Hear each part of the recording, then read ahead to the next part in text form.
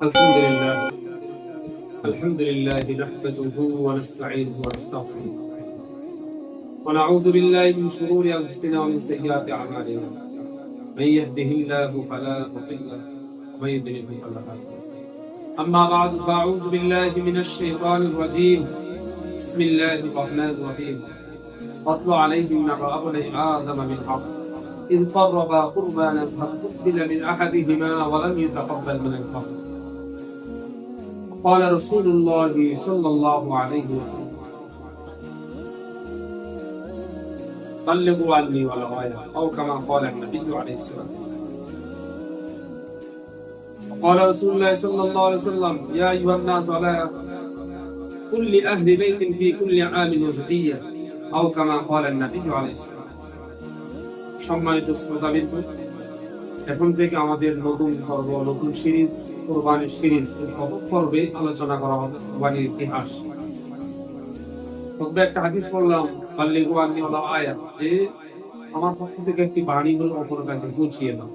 আমরা ইউটিউব মার্কেটে শেয়ারের মাধ্যমে অন্যের কাছে মাসাইলগুলো পৌঁছে দেব। আল্লাহ রাব্বুল আলামিন কোরআনের ভিতরে বলেন, ওয়াতলু আলাইহিম নাবা আবনা আদম বিল হক। কুরবান শুধু আমাদের এই জন্য নয়, ইতিহাসের শুরু লগ্ন থেকে কুরবানি শুরু হয়েছে। ইতিহাসটা বলার পূর্বেই বলি, কুরবান অর্পণ থেকে। অর্পণ শব্দটা হলো নৈকট্য অর্জন, যে আল্লাহ তাআলা নৈকট্য অর্জন করার জন্য নির্দিষ্ট সময়, নির্দিষ্ট পশু দ্বারা নির্দিষ্ট কাজ সমাধান করাকেই কুরবানি বলা হয়। এখন আসি আমরা ইতিহাসের দিকে, যে কুরবানি নবী আদম আলাইহিস সালাতু ওয়াস সালামের যুগ থেকে শুরু হয়েছে। আদমের প্রথম ঘরের সন্তান, এভাবে দ্বিতীয় ঘরের সন্তান। আগের শরীয়তে দুইজন করে একত্রে সন্তান, একজন ছেলে একজন মেয়ে আসে।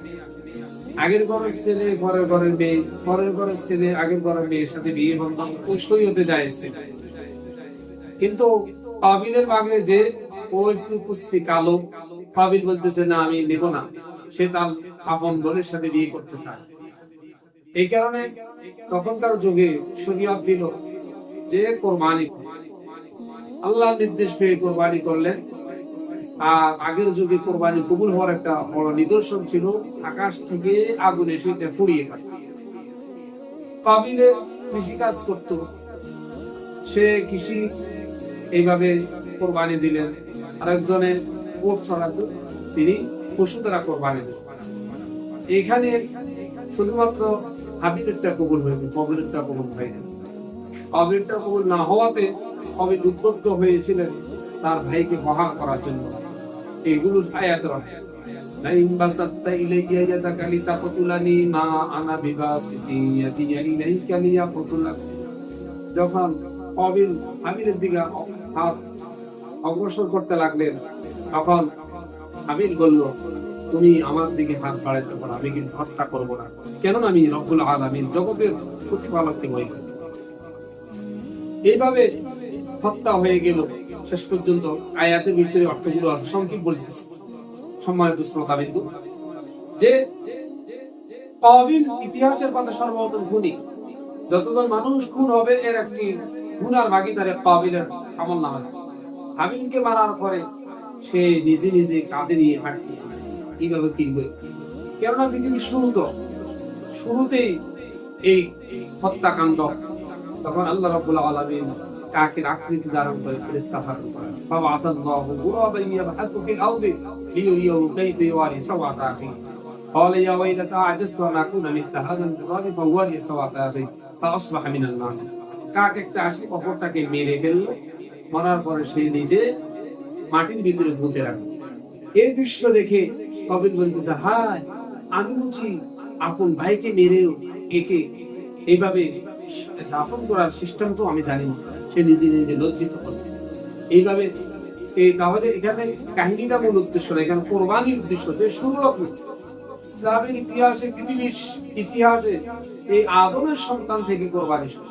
এরই ধারাবাহিকতায় যে নবী ইব্রাহিম আলাইহিস সালাতু ওয়াস সালামকে অনেকগুলো পরীক্ষা করলেন।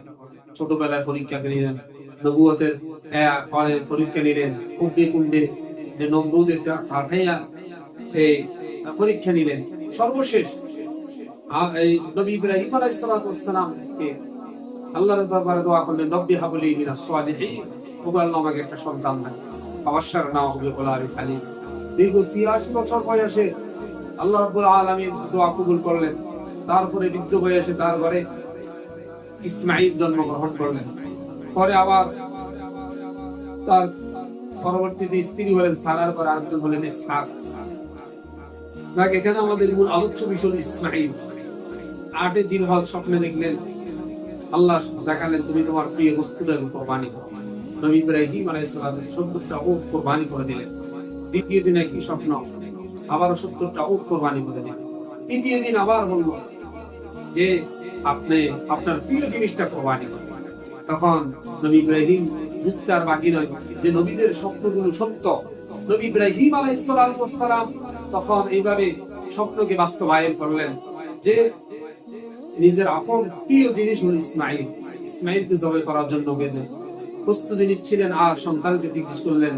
তখন সন্তানও বললেন, ক্বালা ইয়া আবাতি ফাআল মা তু'মার সাতাজিদুনি ইনশাআল্লাহু মিনাস সাবিরিন।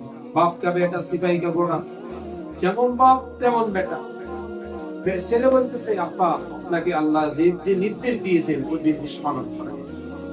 তখন নবী ইব্রাহিম আলাইহিস সালাম বাস্তবিক পক্ষে পালন করা শুরু করলেন, যে ছুরি ধারা এইভাবে ছুরি চালাচ্ছে, আর এখান থেকে আল্লাহ রাব্বুল আলামিন বলতেছে,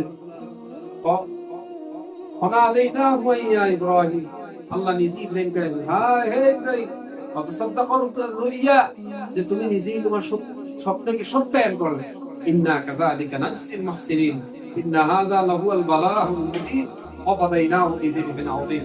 যে সর্বোত্তম কুরবানি, যে আল্লাহর পক্ষ থেকে জান্নাত থেকে তখন একটি দুম্বা আসলো, দুম্বা ইসমাঈলের পরিবর্তে দেওয়া।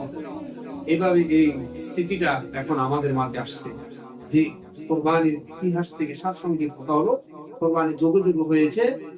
আমাদের যুগ যেটা হচ্ছে নবী ইব্রাহিমের এই সুন্নতটা আমরা পালন করতেছি। আল্লাহ পাক আমাদের প্রত্যেককে ইতিহাস থেকে উপদেশ গ্রহণ করে কুরবানি করার জন্য মানসিকভাবে প্রস্তুতি গ্রহণ করার তৌফিক দান করুন। আমিন ওয়া আখিরু দাওয়ানা।